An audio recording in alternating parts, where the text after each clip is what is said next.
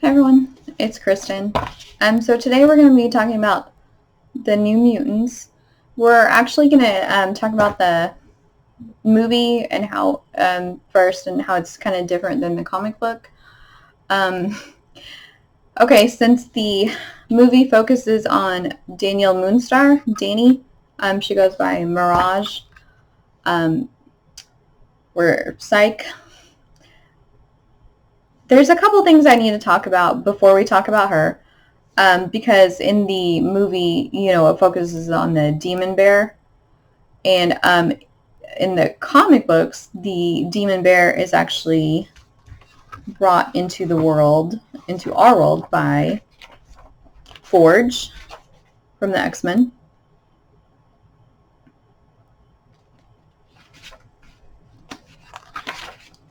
Right here. He appears in Uncanny X-Men 184. And you can see he lost his right leg and his right hand. And that was during the Vietnam War, but not in the way you think. So what happened is he's a Cheyenne Indian, and his mentor actually trained him in the ways of the shaman, but of course he just kind of like indulged him. He wasn't ever like planning to practice that, so to speak. So what happened in Vietnam is he joined the army and he saw his company get slain by the North Vietnamese forces. And so what he did, he called on his shaman powers and brought forth the adversary, this great spirit, who's also called the trickster. He brought him forth and had him kill all the Vietnamese North Vietnam soldiers around him. And then he realized what he had done, and he called in a airstrike on the area to close the portal. And in that, he lost his arm and his hand. It's Forge, though, even though he thought he closed the portal, he still gave the adversary a foothold in this world. So the demon bear was created by the adversary. And and I just want to note, like, super quick. This right here is Valerie Cooper. She's like government liaison to mutants.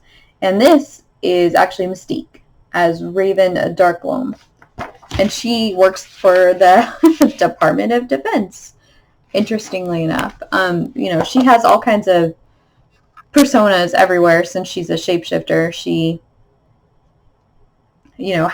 a billionaire, a recluse billionaire, a model, Department of Defense kind of thing. It's crazy. So the adversary first appeared in a form in Uncanny X-Men 188.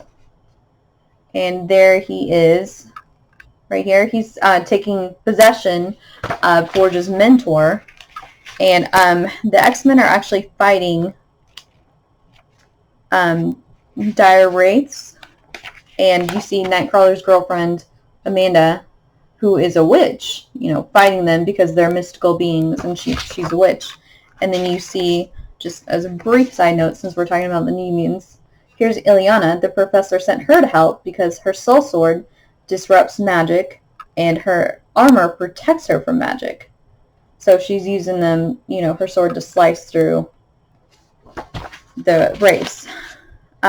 So Forge mentions something like about his time in Vietnam. Like, I shouldn't have done that.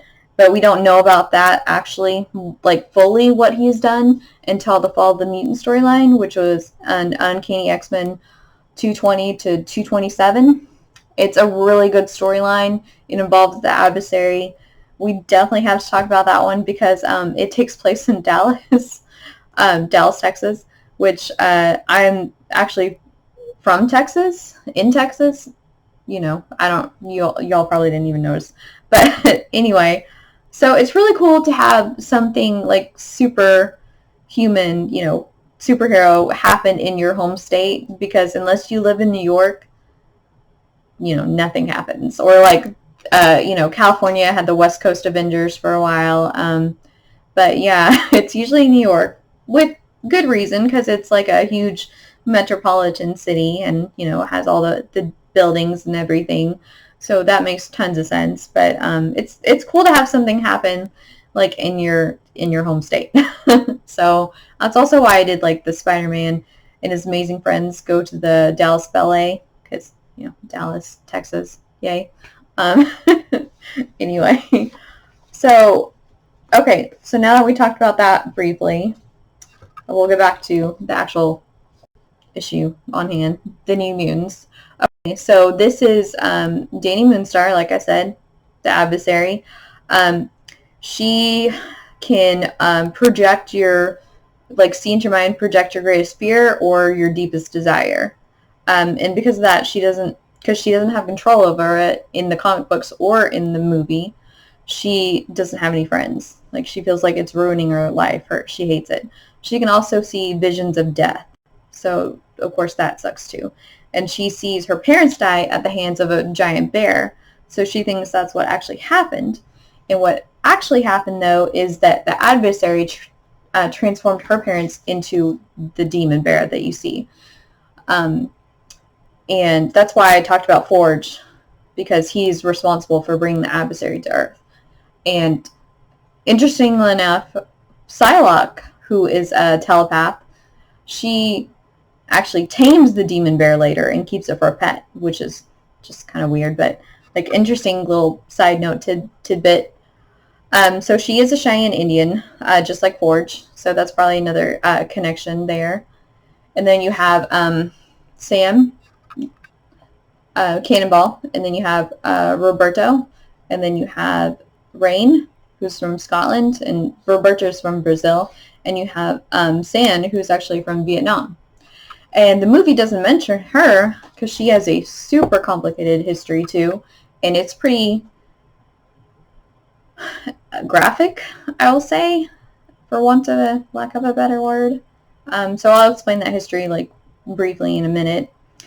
So with the movie, you open on this like abandoned buildings and stuff, and there's even a church, which later in the movie you see the scene in the church, and it makes sense because they think, okay, well, Rain, who's brought up religious, thinks, okay, no demon, and that's what they think the bear is, can get in here, so she runs to the church, which is not the case. But anyway, that's why the church has to be on the ground, because it's a far cry from the Xavier Institute with his pools and its nice living quarters and everything. So anyway, it's set up to be a hospital, but really it's a prison. And, one of the lines in the movie is like, I don't think this is a hospital. It's like, duh. I kind of laughed when I heard that. And, like, when Dr. Reyes says, trust me, I'm a doctor, I laughed at that, too, because that was kind of corny. I mean, I get why she said it, but it was kind of corny. My favorite part was when they mentioned the X-Men, when they're all hanging out in that common room and mentioned the X-Men. That was cool. That was my favorite part because, I love the X-Men. So, anyway, so I'm just going to give you like a brief history of the characters and how they relate to the movie. Sam, he actually did work in the coal mines, but it wasn't until after his father died. He did work in the coal mines in Kentucky, but after his father died, then he went to work there, and his powers didn't manifest until the mine collapsed in on him, and he blasted out, saving him and the guy who was working with him. When he's in his blasting field, he cannot be touched, or he's indestructible basically. We also did a comic book where he faced Gladiator of the Shi'ar Empire, so that was a really cool issue too. I mean, like, anyway, so he didn't kill anyone. He definitely didn't kill his father, so he wouldn't have been at this school, this hospital, because he's not that brooding guy that feels sorry for himself because of what happened to him. He's actually a pretty calm, kind of happy-go-lucky kind of guy. He's pretty shy, though. I will give him that. But anyway, ironically, also he has mutant siblings that join the Generation X of the X-Men. It's called Generation X version of the X-Men. His sister Paige, who's called Husk, she can shapeshift. Anyway, so he wouldn't have been there. So already, Danny might have been there, okay, but Sam definitely wouldn't have been there. And Roberto, Sunspot, he wouldn't have been there either because he is the son of a black Brazilian millionaire and a white American woman. So he was actually on his way to the Olympics to be a soccer star when his powers manifested because the all-white team, rival team, was, they were being mean to him because of his skin. They were racist. So his powers manifested there in, self-defense, basically. And if you'll look, we'll open to the first page really quick, and there he is, and there's Stevie Hunter. We talked about her in God Loves, Man Kills. There's Danny, Rain, Cannonball, and there's San. So another thing that controversy about the movie is that Sunspot, his character, was just kind of, they said whitewashed because he's supposed to be basically a black African American. Wow. His father was black, so he lives in Brazil, so his skin color is different than the norm, I guess, and he gets bullied a lot for it. So a lot of people have accused, them of whitewashing his character over the years, and especially in this movie. I guess I haven't noticed as much that they changed his skin color in the comics, but yeah, I guess because I don't. Anyway, wow. It's such a sensitive topic that I don't like talking about it because I don't want to say the wrong thing. I'm sorry. Nervous laughter.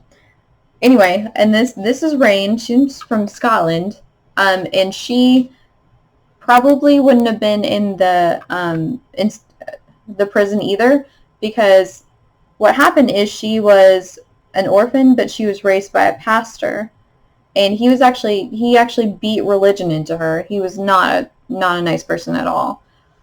And once she transformed, once her power manifested, he actually led a group of people to burn her at the stake as a witch. But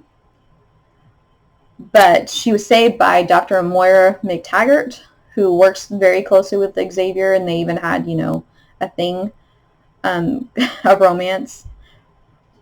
So she was saved and adopted by her, so she definitely wouldn't have been at this prison because Moira and Rain have a very close relationship. Rain's issue is she's very, very shy, very insecure, very because of her upbringing and because of the fact that she's just conflicted about, okay, well, am I a wolf? Because she loves being a wolf. It's like she has heightened senses and it's just freeing just to run around. Or is she a girl? And she feels like deep down some part of her is kind of ashamed for changing into a wolf because of what her upbringing. And ironically enough, it's revealed later that that pastor, that reverend, is actually her father, and her mother is a prostitute. So she has a pretty, like most of these characters, a pretty tortured, interesting backstory. But I will say San from Vietnam has the most tortured backstory, and that's why I don't think that they could have used her in this movie. That's why I think they chose Iliyana, even though Iliyana didn't join the team till issue 15 of the New Mutants. Basically, San, her father died in the Vietnam War. They tried to leave Vietnam, her mother and her two younger siblings, and they left on a boat, and on the boat pirates attacked, and they actually raped her mother and her. So and shortly after that her mother died. So here she was all alone with her two siblings. And what happened later is it's revealed that she actually has a twin. And he has the same powers as her, which is possession. Like, she can take over someone's body, either, freeze them in their tracks, make them sleep, or like totally just control them. Like, if you have powers, she can take over you and control your powers. So she can do a lot of damage that way. So apparently he had the same powers, and her uncle, who was a general and a warlord in the army, he had her brother work for him, and he wanted her to work for him also, but she refused. And so there was a battle between her and her brother, and this is another one of those kind of weird parts. She actually, like, I will say, ate him. You know how twins sometimes, like, eat each other in the womb because one consumes all the nutrients, and then so the other one, dies. She, like, physically just kind of, like, absorbed his essence into herself and, like, ate him. And so once she did that, her powers became twice as powerful. She became twice as powerful.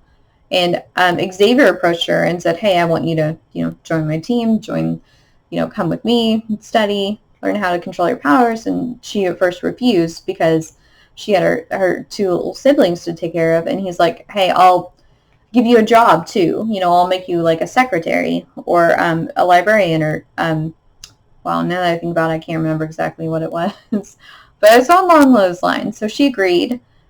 So she'd have money to take care of her siblings, and she's a little bit older than the other kids.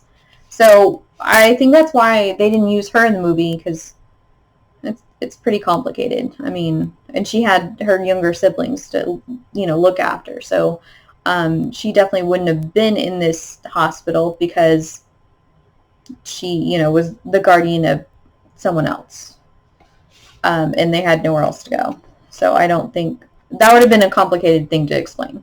They would have had to be like, oh, she was seen as unfit and the kids had to go somewhere else. Anyway, so that's probably why they didn't use them. Okay, and then we have Iliyana. She is actually one of my favorite characters because she is Colossus's little sister. And Colossus is one of my favorite male X-Men characters. And so I've always had a soft spot for him and therefore Iliyana. And I just think she's a cool character. She's very complicated. That being said, I hated the way they portrayed her in the movie. She was this typical blonde mean girl. I hated how she was portrayed in the movie. I did not like the movie, mostly because of that.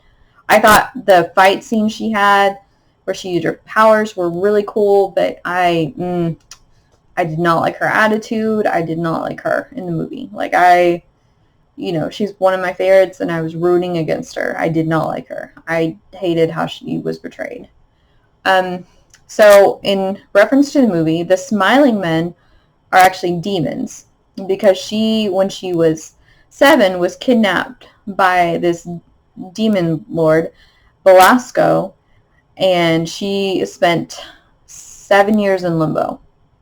So, yeah. We will do a whole other video on her in that, like, transformation, because it's kind of too complicated to talk about in this video, because I still have other stuff I need to talk about really quick. So, we're not going to talk about that. But that's what the Smiling Men are. They're demons. She was raised in limbo. She was raised as a sorceress. She learned the mystic arts, arcane arts, all that stuff, black arts. So she can do all kinds of magic in limbo. And her natural mutant ability is teleportation. And so she can teleport anywhere, but usually she uses limbo as like her in-between point. And she has her soul sword, which actually dispels magic, interrupts it, and that's why we saw her fighting, the mystic entities in the comic book with Forge. And it actually has a piece of her soul in it. That's why it's called the Soul Sword. And the armor that appears whenever she uses her powers here, it's to protect her from magic. And so she can't really do that much magic here, like in her own dimension on Earth. She can do simple spells and she can sense magic, but she can't really do any magic. I mean, not at this point. Like later, she trains with Doctor Strange to, heighten her abilities to learn how to actually tap into them in this world, since really previously she could only do it in Limbo. But anyway, we will talk about her like in a whole other separate video because there's a lot to talk about with her. So anyway, yeah, so okay. So the interesting thing about Dr. Reyes is she is actually a real X-Men character. She appeared in X-Men 65, which is 1997. You only get like a brief, very brief view of her.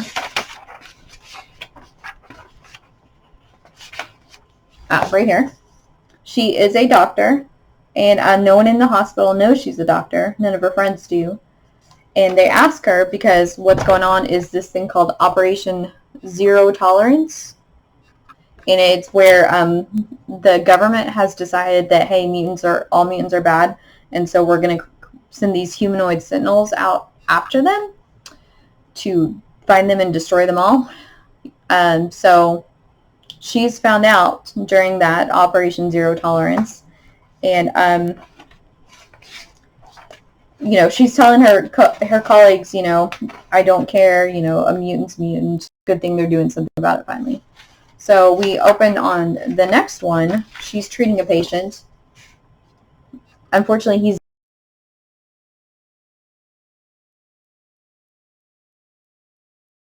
you see him, basically come back to life. And it's because he's really just a humanoid robot sentinel that they have created to hunt down all the mutants. So he, pretended to be a real person in need. Back to life because this is her. Here you can see she actually does use shields. And when this, firepower hits her, it does hurt, but she's protected by her shield. But the thing is that 3 years ago, Professor Xavier approached her and said, hey, I want you to, join my team. And she refused, saying, I want no part of that. I just want to live my life and be normal. And he's like, and she said, please don't ever contact me again or don't tell anyone. So what happens is that she, during Operation Zero Tolerance, like they know all the mutants. They can detect mutants. They find them. What happens is actually worse. They tap into Xavier's files. And that's really bad because he has records of everything, So she gets really upset. I mean, she's saved by Iceman, who is one of my favorite characters.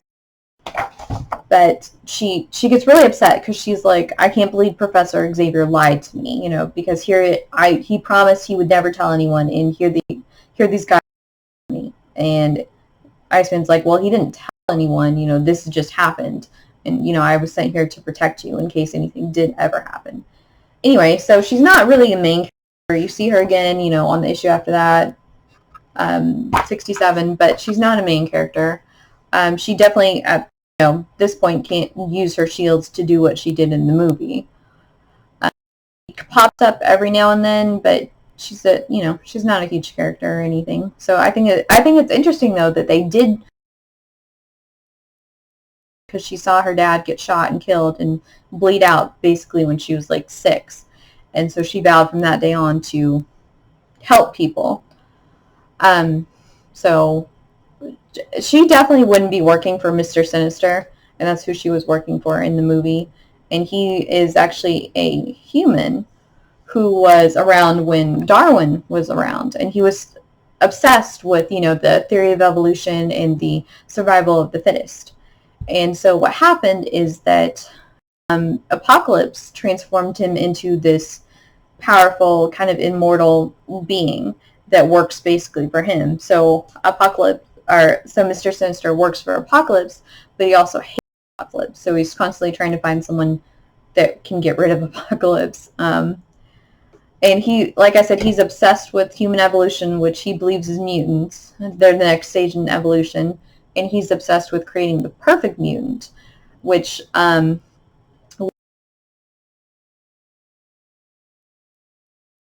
Scott and Jean, Cyclops and Jean Grey, have the perfect DNA to create the perfect, the ultimate mutant. So he's obsessed with them, and he's obsessed with that. And he's actually responsible for the storyline Inferno, which is a really good storyline, which we will definitely be talking about more because it's a pretty big storyline. And the Morlock Massacre, which is also a very interesting story. So we'll probably talk about those too, but I don't want to give too much away. But anyway, and she wouldn't be working for him. She vowed to help people, and what she was doing there was just collecting samples to send off to Mr. Sinister so that he could further his research and stuff. So anyway, in our next video, we're actually going to talk about this comic. So I hope you will join me for that. And until next time, bye.